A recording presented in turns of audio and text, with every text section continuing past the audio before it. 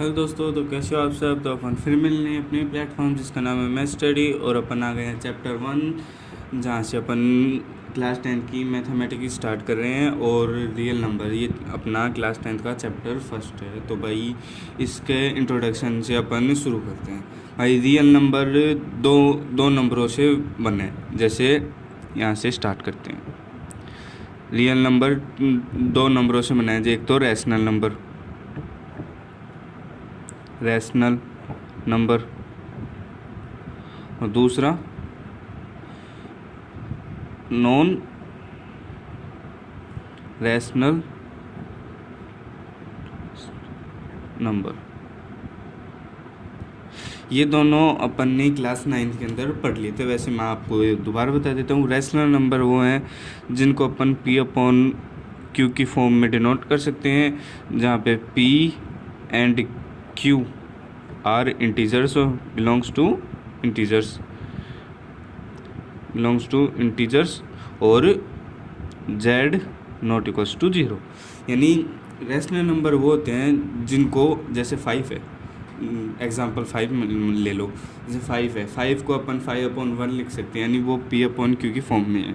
और 5 P और Q, जैसे P और Q क्या है, 5 और 1, ये दोनों इंटीजर है। जैसे 5 भी इंटीजर है और 1 भी इंटीजर है। और Q नॉट इक्वल्स टू 0 और Q अपना क्या है, 1 है। तो ये हो गया रैशनल नंबर। और नॉन रैशनल नंबर एक तो ऐसे मान लो जिसको अपन P अपॉन Q के फॉर्म में नहीं लिख सकते हैं, और P और Q इंटीजर नहीं हो और Q इक्वल्स टू 0 नहीं हो। P अपॉन Q की फॉर्म में ही, आप तो इतना याद रख लो कि P अपॉन Q की फॉर्म में नहीं लिख सकते। जैसे पाई को अपन नॉन P अपॉन Q की फॉर्म में नहीं लिख सकते। और फिर एक नॉन टर्म अपन ने क्लास 9 के अंदर पढ़ा था ना, नॉन टर्मिनेटिंग नॉन रिपीटिंग, वो भी। और पॉइंटों के अंदर जैसे नॉट रिकरिंग, ये अपने नॉन रैशनल नंबर होते हैं। तो rational number plus non rational number, इन दोनों का सम ही रियल नंबर कहलाता है। तो भाई अपने जो इस चैप्टर के अंदर इम्पोर्टेंट टर्म है वो आपको मैं बता देता हूँ। जो अपने कुछ 3-4 ही गए, और वैसे तो अपन को ओड इवन ये तो अपन को पहले से आते हैं क्लास 9 के टाइम में, और अगर नहीं आते होंगे तो मैं वैसे बता भी दूँगा। तो भाई सबसे पहले ले लेते हैं अपन प्राइम नंबर। भाई ये याद होगा ना, जहाँ से अब मैं ये बता रहा हूँ। तो भाई तो ये सबसे इजी चैप्टर 1 ही है, और चैप्टर 8 भी वैसे बहुत ईजी है, लेकिन अगर समझे तो ट्रिग्नोमेट्री भाई बहुत आसान, मैं आपको बता भी दूंगा। और अब चलो यहाँ से प्राइम नंबर से अपन शुरू करते हैं। प्राइम नंबर के भाई सीधी से मैं 2 लाइनों में लिख रहा हूँ, 2 लाइनों, 2 या 3 वर्ड में बता दूंगा, जैसे आपको अच्छा से समझ आएगा। दोज who have 2 फैक्टर, यानी जिसके 2 फैक्टर हो। ये 2 से आप कंफ्यूज होंगे, TW, जिसके 2 फैक्टर हो। जैसे मान लो 5 है, 5 के एक फैक्टर क्या हो गया, 1, एक फैक्टर हो गया 5 खुद। फैक्टर मतलब अपन ऐसे प्राइम फैक्टराइजेशन नहीं करते क्या, जैसे 5 की है, 5 1 जा 5, इसी को फैक्टर कहते हैं।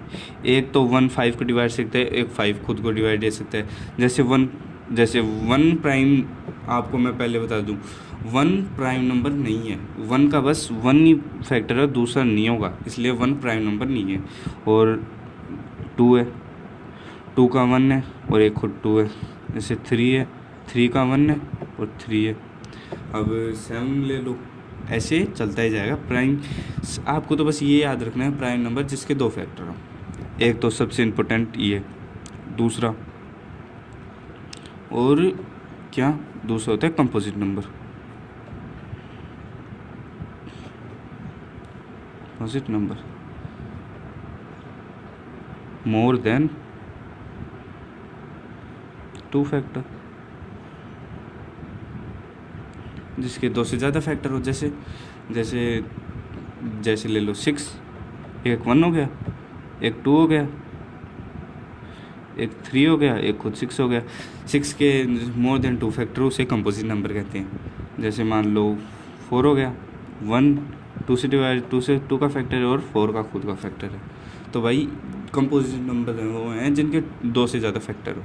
और आगे बस एक और आपको ये बता देता हूँ कि इवन के अंदर 2 की टेबल आती है और ओड के अंदर 2 की टेबल नहीं आती है। वो अपन को अच्छे से बचपन से रटाई हुई चीज़ है। और रही बात थर्ड कौन सी है? को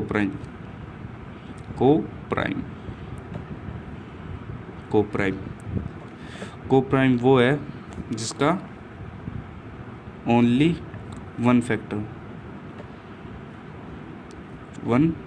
हो।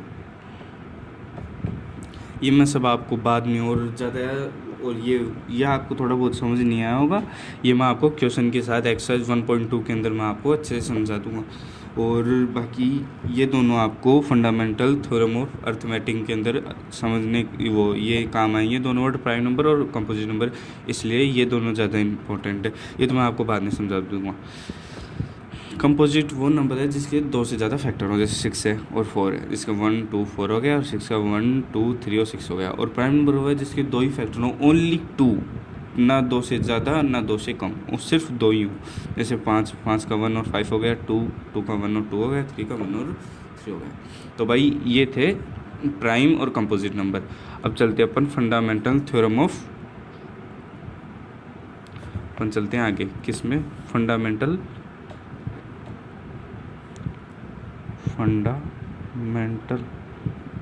Theorem of arithmetic. जैसे ये क्या ये फंडामेंटल थ्योरम ऑफ अर्थमेटिक अपन को कह रहा है, every composite number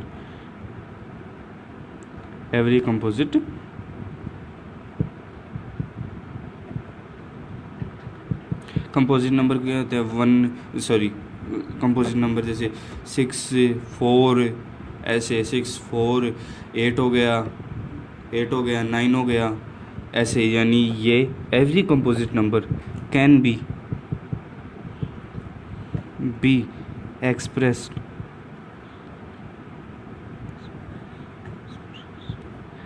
as product of prime and its factorization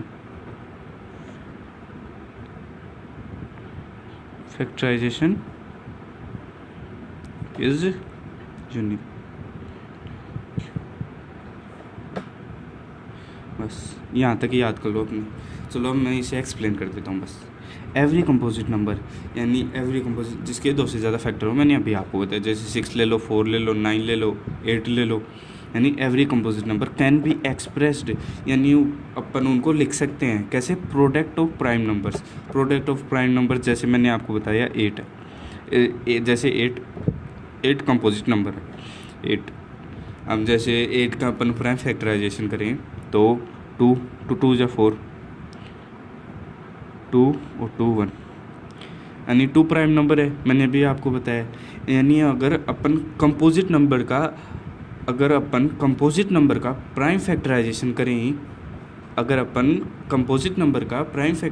करेंगे तो ओनली कौन से नंबर आएंगे, प्राइम नंबर। ये प्राइम नंबर ही इधर प्राइम नंबर ही आएंगे। यानी मैं आपसे दोबारा कह देता हूँ, ये अगर अपन कंपोजिट नंबर का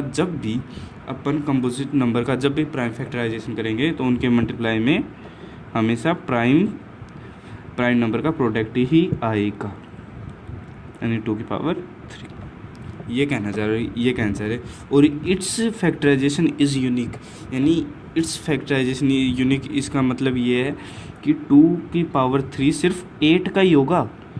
2 की पावर 3 जैसे किसी और का 2 की पावर 3 9 का थोड़ी होगा। 2 की पावर 3 तो बस 2 2 जा 4 और 4 2 जा 8 का ही होगा, और किसी का नहीं हो सकता। ये ऐसे कहना चाह रहे हैं कि इस फैक्टराइजेशन है, वो नंबर है, जैसे कोई से उस नंबर की फैक्टराइजेशन करेंगे तो वो यूनिक होगी, उसी की होगी और किसी की नहीं होगी। तो भाई मैं आपको दोबारा बता देता हूँ एक बार, फंडामेंटल थ्योरम ऑफ अर्थमेटिक वो है जिसके अंदर एवरी कंपोजिट नंबर, अगर अपन उनका प्राइम फैक्टराइजेशन करेंगे तो जो नंबर आएंगे ना उनको अपन प्रोडक्ट्स में लिखेंगे, और जो प्राइम फैक्टराइजेशन के वो नंबर आएंगे ना वो बस उसी नंबर के होंगे, वो किसी और दूसरे नंबर के नहीं होंगे। भाई यहाँ पे बस अपन को ये 3 बातें याद रखनी है, और ये बाकी को प्राइम तो मैं एक्सरसाइज 1.2 के अंदर आपको अच्छे से एक्सप्लेन कर दूंगा। और को प्राइम और प्राइम नंबर ये भाई आपके लिए एलसीएम एचसीएफ आगे बहुत काम में आएंगे। तो भाई अगले और आगे जो मैं वीडियो बनाऊंगा उनके अंदर मैं आपको बाद में एक्सप्लेन कर दूंगा। और भाई तब तक और मिलते हैं अगले वीडियो में, तब तक लिए tata bye and see you. और भाई दोबारा बताता हूँ, इन 3 को अच्छे से याद रखना अगर अपन को आगे सोल्व करना है। तो भाई चल मिलते हैं अगले वीडियो में, तब तक लिए tata bye and see you. Okay भाई। और भाई लाइक एंड सब्सक्राइब करना भाई मत भूलना भाई, सब्सक्राइब तो बनता है भाई। मैं आपकी पूरी क्लास 10th की बुक आपको दूंगा, और अगर आपको कोई भी प्रॉब्लम हो तो भाई मेरे को बोलना, कमेंट करना।